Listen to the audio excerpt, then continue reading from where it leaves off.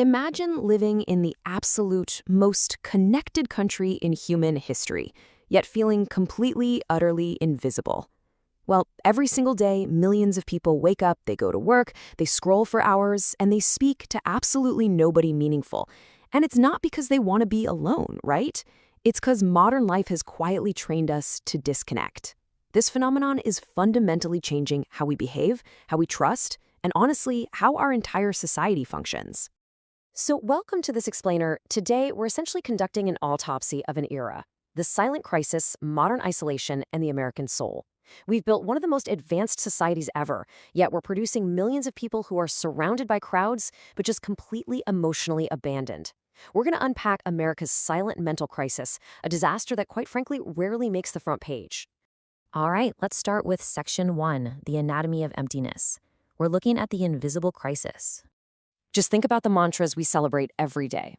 Keep grinding. Don't depend on anyone. Success first.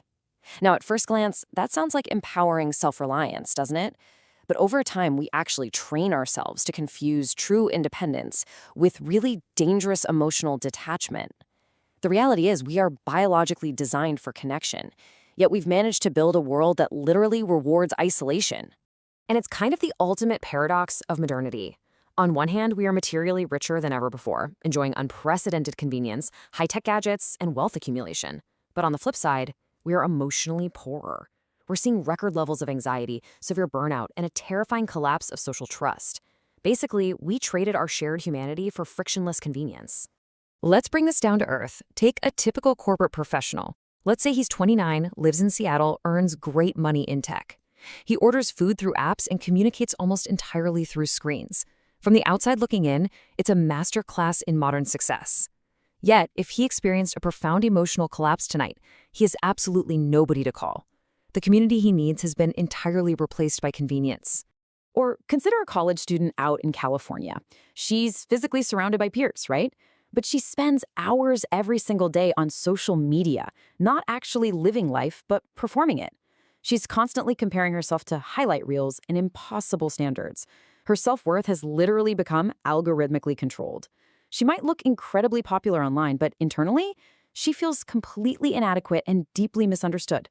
That endless scrolling is just a dangerous, hollow substitute for true belonging. And of course, we absolutely cannot forget the elderly widow in Florida. She represents an entire generation whose children live far away, whose neighbors barely interact, and whose communication is mostly just digital now. She watches TV all day just to fill the silence.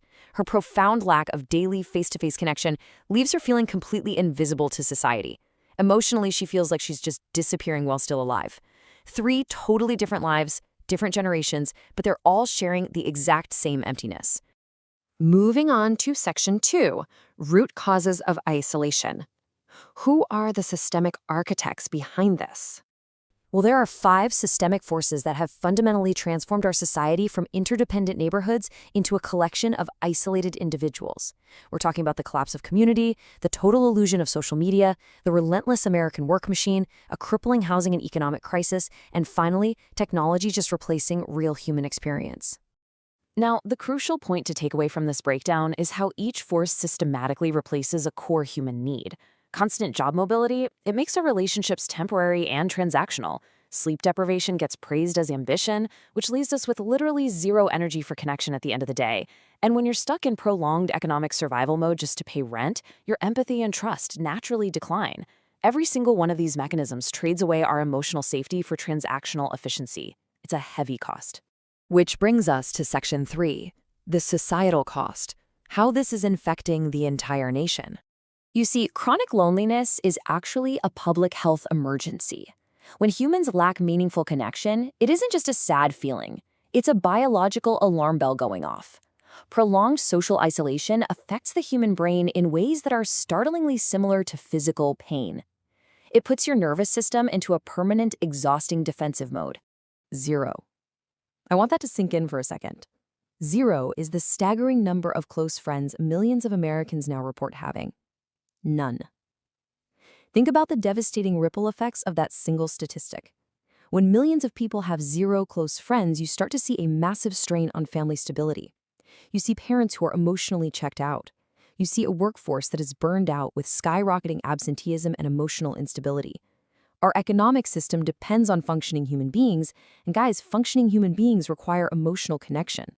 Let's dive into section 4, what we risk losing to this emotional starvation. Watch how chillingly this escalates over time. It starts in defensive mode, where isolated brains start interpreting the whole world as unsafe. That breeds paranoia.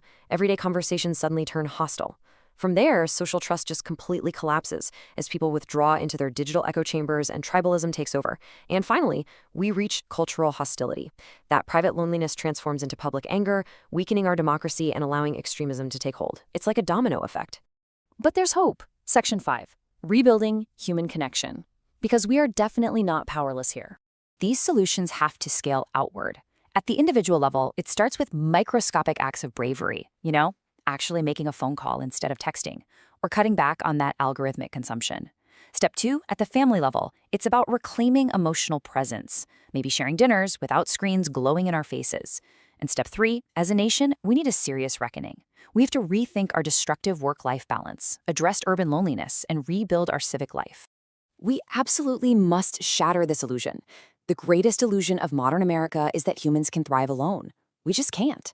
We cannot accept that convenience is a good enough substitute for community. Because behind every piece of data, behind every single statistic we've looked at in this explainer, there is a human nervous system quietly begging for connection.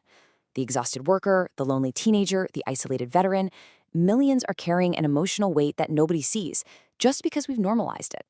But let's be real, normalization does not make something healthy. To wrap things up, I want to leave you with a truly haunting question. Are we forgetting what humanity feels like? A society addicted to distraction and efficiency can so easily lose touch with that. It challenges us to look up from our screens and remember a fundamental truth. We were never, ever designed to survive alone. If this resonated with you, seriously, reach out to someone today. Somebody around you might be silently struggling. Thanks for joining me for this explainer. Take care and keep learning.